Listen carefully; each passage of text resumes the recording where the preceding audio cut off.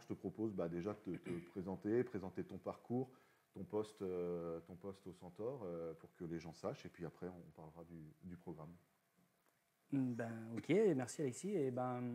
Moi, je suis aujourd'hui donc manager général de la section football américain du club, parce que comme tu l'as précisé tout à l'heure, il y a aussi la section flag et la section cheerleading.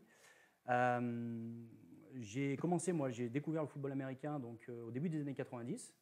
J'ai commencé sur mes dernières années juniors. C'est vrai que c'est traditionnellement un sport qu'on rencontre tardivement, parce qu'effectivement, il n'est pas forcément dans notre culture et on a très peu l'occasion de le pratiquer très très jeune, quoique on est au stade de développement et on travaille très dur pour développer nos catégories jeunes aussi, parce qu'au-delà de l'élite et de la performance dont on va parler, il y a tout l'aspect formation qui est important aussi dans notre club et qu'on ne laisse pas du tout de côté et sur lequel il va falloir qu'on renforce nos efforts à l'appui de ce qu'on a pu développer aujourd'hui sur le parcours de performance des Centaures.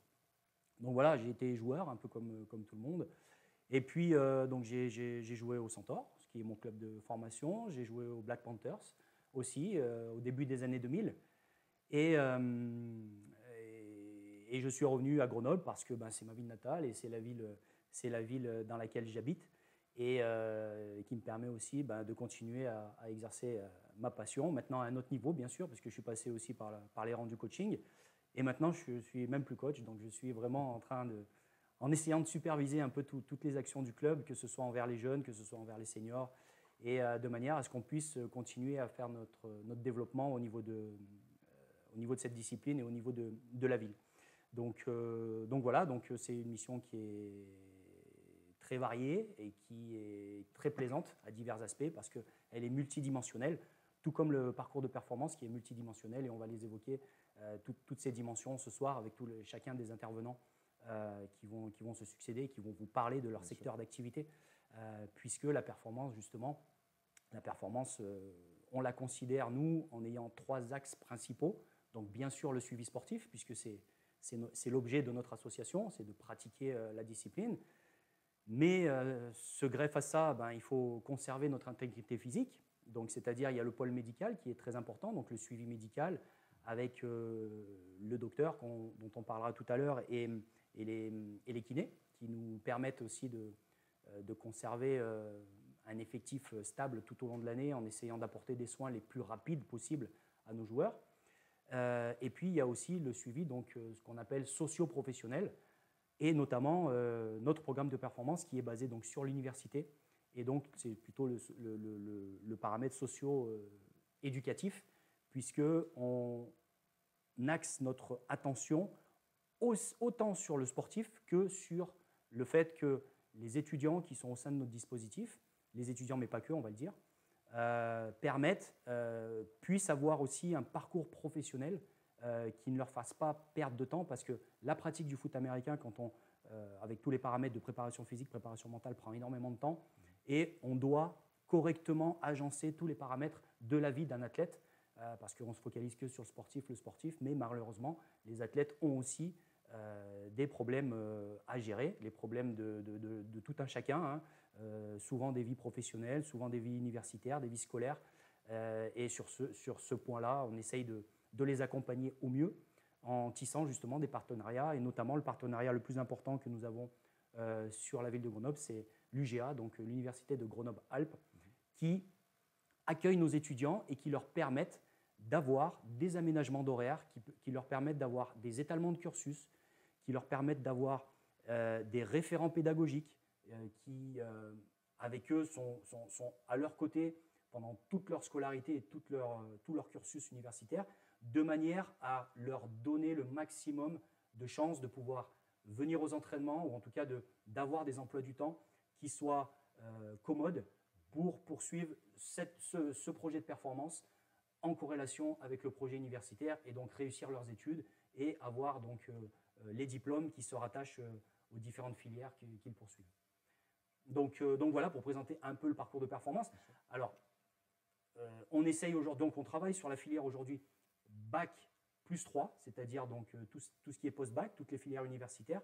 Mais aujourd'hui, on travaille aussi, on va commencer un nouveau partenariat avec un lycée de manière à accueillir donc, les filières Bac-3, donc les filières lycée avec la classe de seconde, première et terminale, en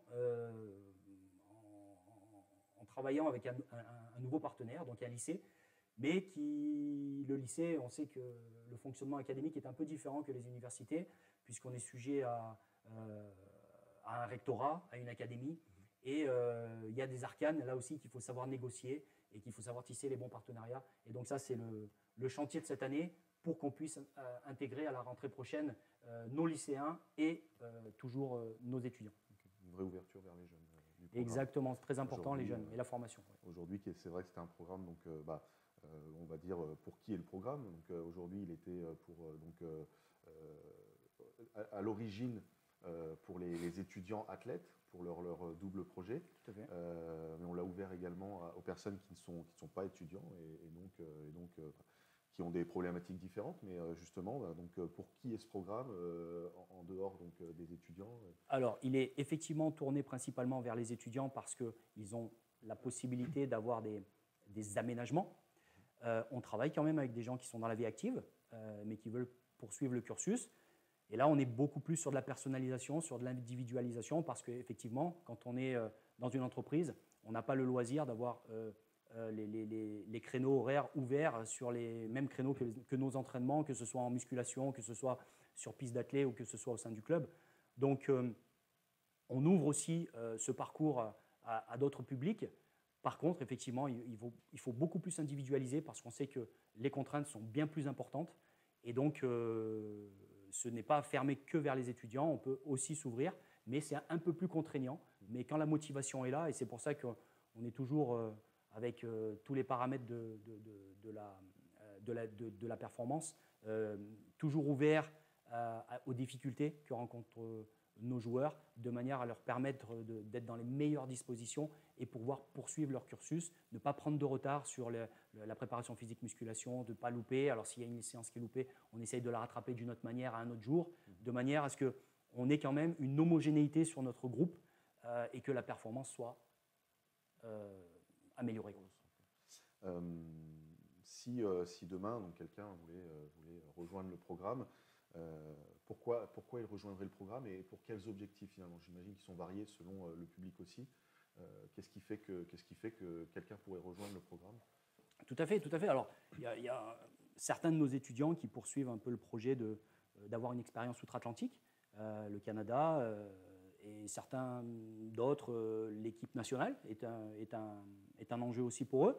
Certains autres veulent juste s'exprimer au plus haut niveau et aller au maximum de leurs possibilités. Donc les enjeux sont divers, mais de toute façon, nous, on met tout le monde dans des dispositions pour que chacun puisse faire exprimer son meilleur potentiel. Après, les destinées de chacun, les opportunités, parce qu'on sait que la formation, c'est bien, mais aussi il faut les opportunités, il faut une part de réussite, il faut pas mal de choses qui se mettent en corrélation pour pouvoir accéder à tout ça. Et donc, justement, je vais rebondir sur cet exemple. Nous avons eu donc Baptiste Paulier qui a pu partir à l'aide de ce dispositif à la faculté, à l'université d'Ottawa pour jouer donc, avec l'équipe universitaire des GGs.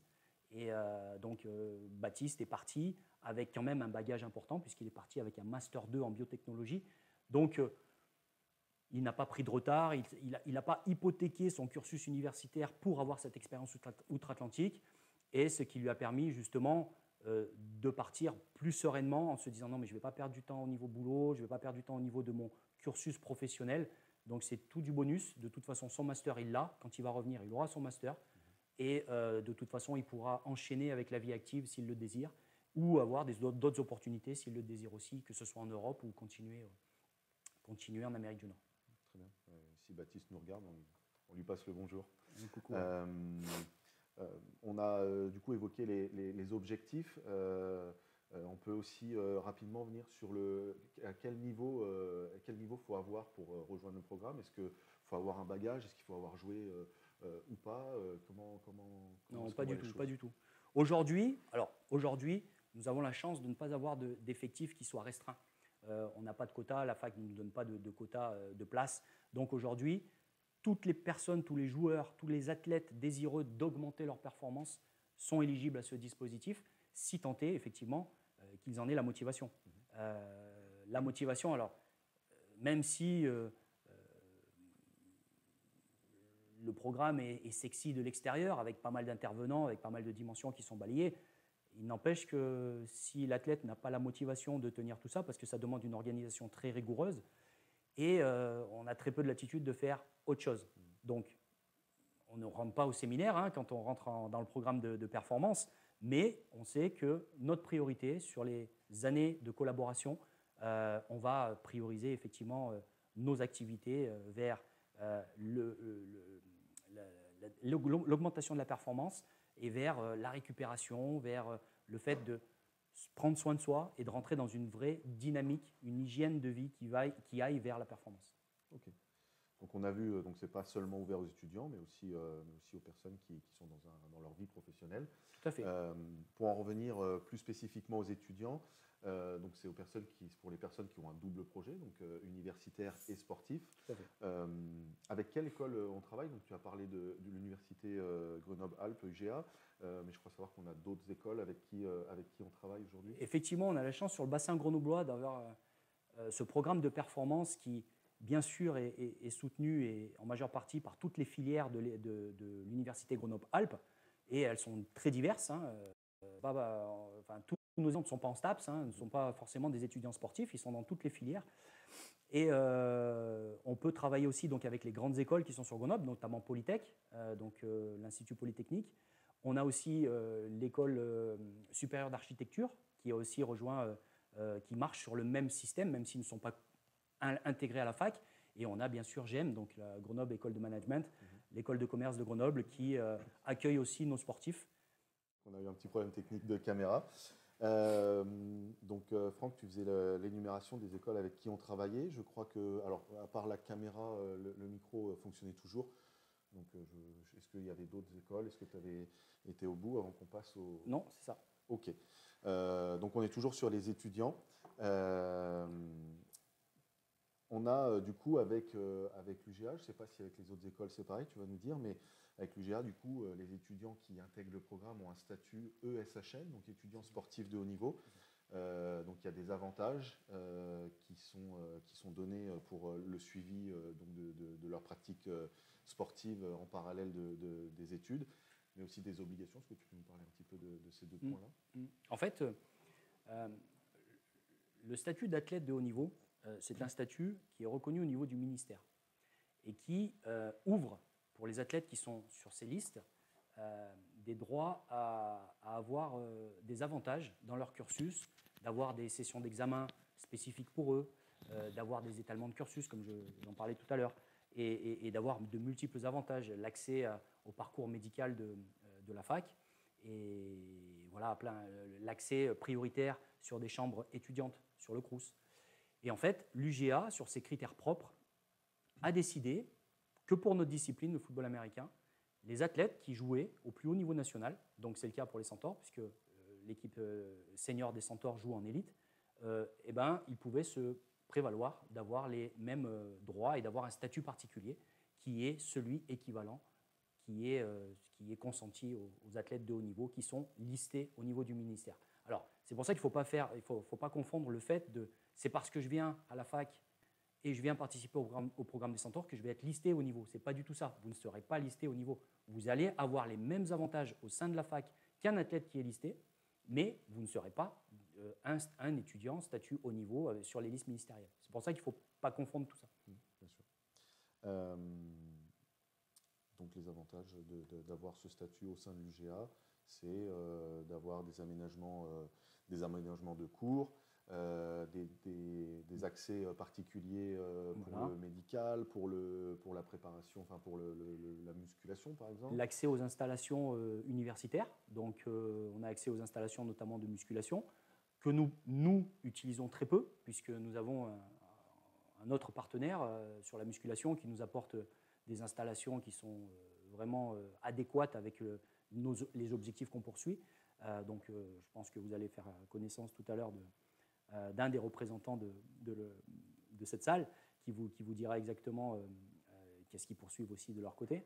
Et donc, voilà, l'accès à des installations particulières et puis un référent pédagogique qui va les accompagner et qui va être attentif à aménager les cours. Et si éventuellement il doit y avoir des autorisations d'absence parce qu'il y a un entraînement en même temps, ça passe par le référent pédagogique. Il peut y avoir des cours de soutien sur des matières qui seraient problématiques, justement parce que on a un statut particulier et que ça permet de continuer dans des bonnes conditions son cursus universitaire. Ok. Donc, par contre, effectivement, l'objectif, c'est quand même de mener un double projet. Donc, il y a quand même une obligation de performance aussi, je dirais. C'est même prioritaire. Ceux qui viendraient juste pour jouer au foot, c'est une grosse erreur.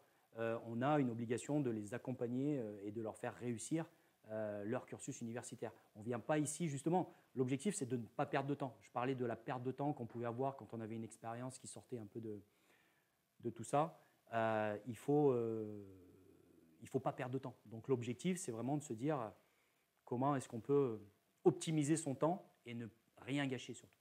Ok. Et justement, en parlant de planification, d'optimisation du temps, comment se fait la planification justement du programme avec l'universitaire et le sportif et le suivi des athlètes, comment est-ce que ça se passe la planification, justement, on essaye de mettre, en tout cas dans la balance, toutes les contraintes que les athlètes ont et de nous conformer et de nous mettre à leur service. On est vraiment là pour les accompagner du mieux possible. On est là pour individualiser le plus possible parce que, comme on le disait tout à l'heure, il y a des niveaux qui sont très disparates. Et à ce titre-là, on s'est mis cette obligation de les accompagner dans les meilleures conditions. Qu'ils aient un niveau déjà relativement important, en étant passés peut-être par des clubs de haut niveau ou alors peut-être par un pôle France. On a des athlètes qui sont passés par le pôle France et qui nous ont rejoints après avoir eu leur bac. Et ça leur permet justement de continuer et de rester sur cette dynamique de performance qu'ils ont eue pendant leurs années lycée au pôle France d'Amiens. Okay. Donc voilà, on met tout ça dans la balance, on met tous les intervenants autour de la table et puis on planifie la séance de musculation, à quel moment elle serait la plus opportune par rapport aux séances de terrain, les séances de terrain individualisées par rapport à des techniques individuelles, par rapport au poste. On essaye de mettre tout ça et on essaye de mixer.